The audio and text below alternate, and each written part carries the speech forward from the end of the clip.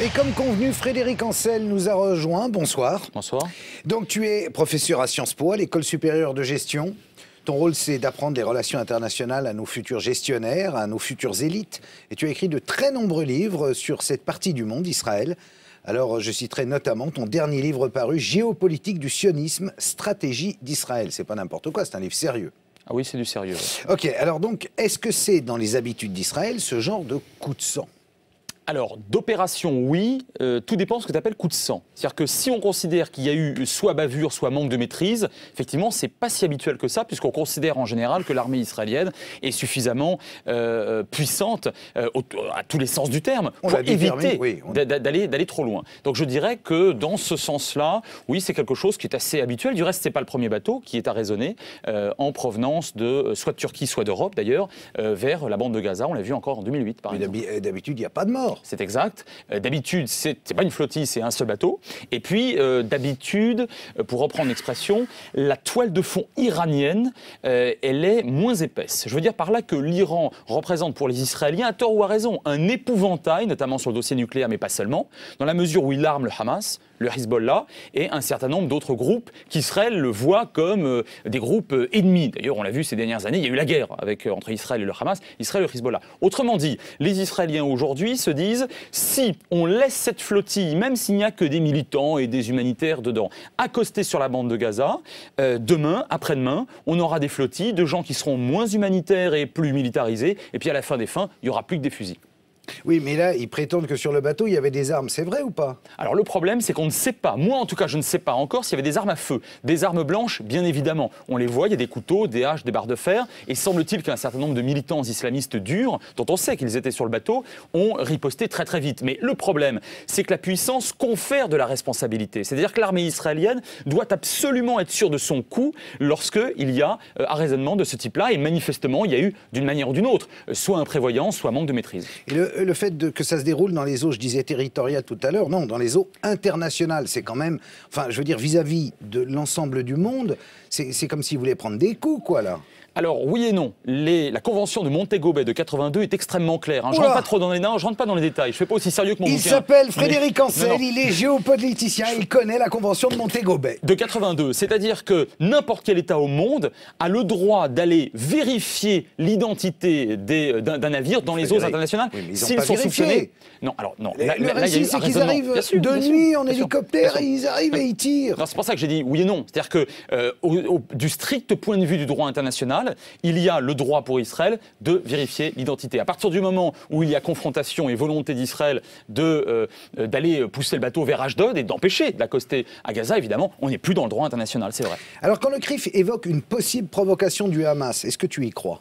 En fait, la provocation, elle ne vient pas du Hamas. J'exècre ce régime putschiste qui, contre l'autorité palestinienne, a pris le pouvoir par la force à Gaza en 2007. Mais enfin, là, pour le coup, il y avait des militants du Hamas, c'est vrai, mais le Hamas qui possède la bande de Gaza n'y est pour rien dans la mesure où c'est pas lui qui a affrété les bateaux. En revanche, il y a un certain nombre de groupes humanitaires ou crypto-humanitaires, et je pense notamment à un mouvement islamiste radical très lié au Hamas, mais de l'extérieur, puisqu'il est turc, qui a affrété une partie importante des bateaux, et notamment le principal navire. Donc oui, bien sûr, c'est une opération politique. Le problème, c'est que, j'y reviens, Israël doit absolument faire attention à ne pas tomber dans le panneau.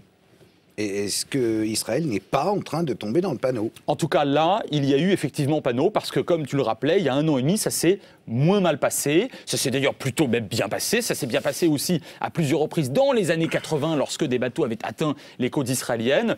Allez, je dirais, pour pondérer un peu l'opinion générale, qu'à l'époque, on avait affaire à des vrais humanitaires. Là, il y avait un certain nombre de vrais humanitaires, c'est manifeste, notamment européens, et pas seulement. D'ailleurs, il y avait aussi des Israéliens, par exemple. Seulement, il y avait aussi un groupe islamiste radical qui cherchait à en découdre et à gagner la guerre des images. Alors là, pour le coup, c'est gagné à plus de 100%.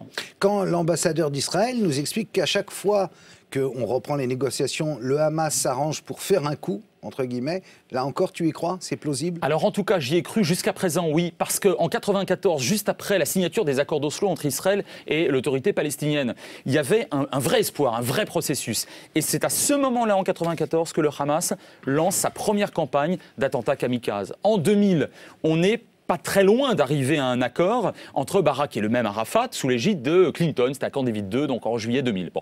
Et là encore, le Hamas perpètre une série de coups qui fait que l'opinion publique israélienne se retourne et qu'on a de nouveaux blocages et que Sharon est élu. Donc je dirais que le Hamas joue la politique du pire.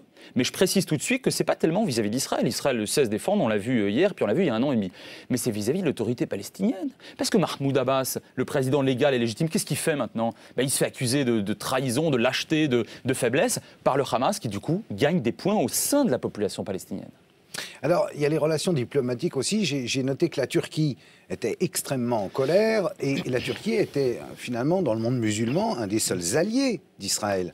Oui, ça c'était vrai jusqu'à ces 2-3 dernières années. En fait, c'est vrai depuis l'accord de février 96, où là il y a eu un vrai partenariat stratégique.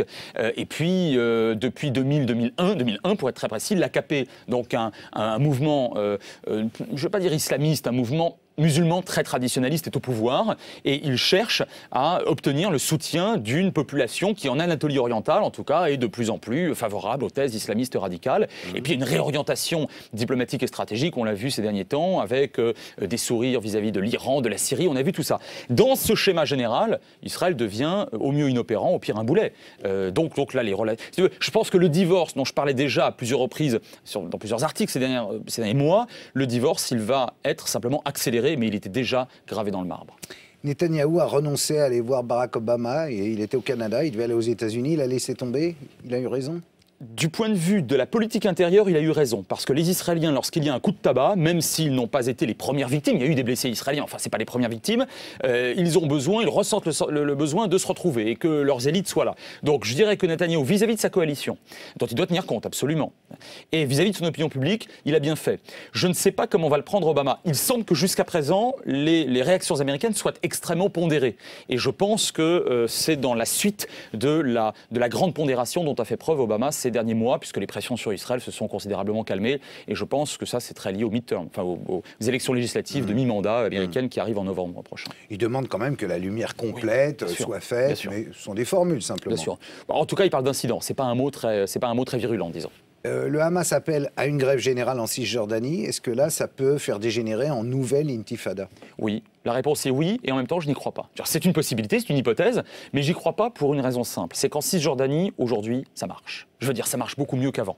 Lorsqu'on va à Ramallah, lorsqu'on va à Bethléem, lorsqu'on va à Naplouse, mais surtout à Ramallah, on ne reconnaît plus, et j'y vais souvent tout de même, c'est mon terrain de prédilection en tant que chercheur et universitaire, on ne reconnaît plus des quartiers entiers qui sont devenus pratiquement je ne veux pas exagérer, c'est pas des Chinatown, mais enfin, c'est pas loin.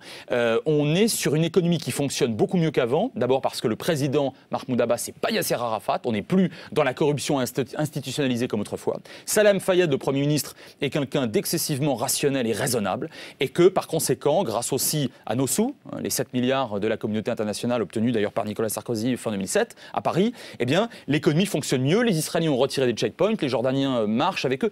Ça va beaucoup mieux. Et le résultat, c'est qu'il y a 1 an et demi, lors des bombardements israéliens à Gaza, eh bien, il n'y a pas eu un mouvement de manifestation de l'autre côté en Cisjordanie. Alors c'est intéressant, ça veut dire que non pas que les Palestiniens de Cisjordanie n'avaient pas mal au cœur pour leurs frères de Gaza, ça veut dire qu'ils ont quelque chose à perdre et qu'ils considèrent que c'est mieux d'y aller maintenant, malgré tout avec les négociations, plutôt que de se mettre sous la férule des islamistes et du Hamas. Et ça, c'est vachement intéressant. Est-ce que suite à ce qui s'est passé, on peut imaginer une levée du blocus sur Gaza de la part des Israéliens? J'y crois pas. J'y crois pas un seul instant. Les Israéliens vis-à-vis du Hamas n'ont absolument aucun humour. Ils ont toujours dit qu'ils ne négocieraient pas avec le Hamas et qu'il n'y aurait pas de levée de blocus et qu'ils laissent passer par voie terrestre tout juste ce qu'il faut pour qu'il n'y ait pas une disette dans la bande de Gaza. D'ailleurs, je précise quand même que les Égyptiens font pareil. Entre nous soit dit, blocus israélien, oui, enfin un blocus israélo-égyptien.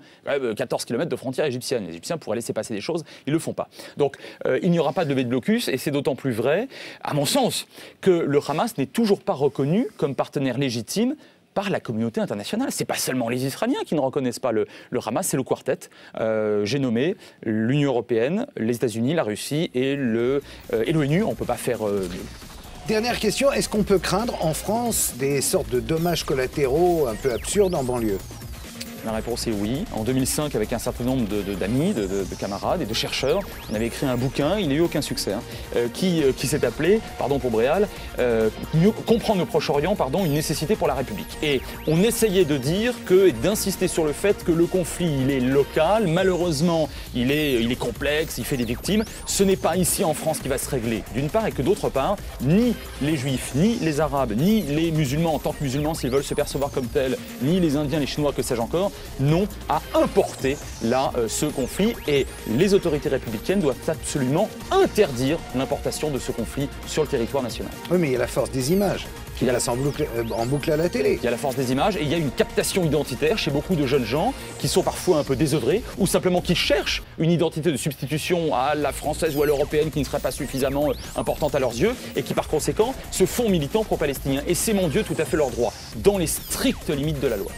Carré, efficace, c'était Frédéric Ancel, géopoliticien, professeur à Sciences Po et à l'École supérieure de gestion et grand spécialiste d'Israël. Merci Frédéric d'être venu sur BFM TV. Rendez-vous demain 20h30 pour le Sarko Info et ensuite un autre invité de prestige bien entendu. Merci.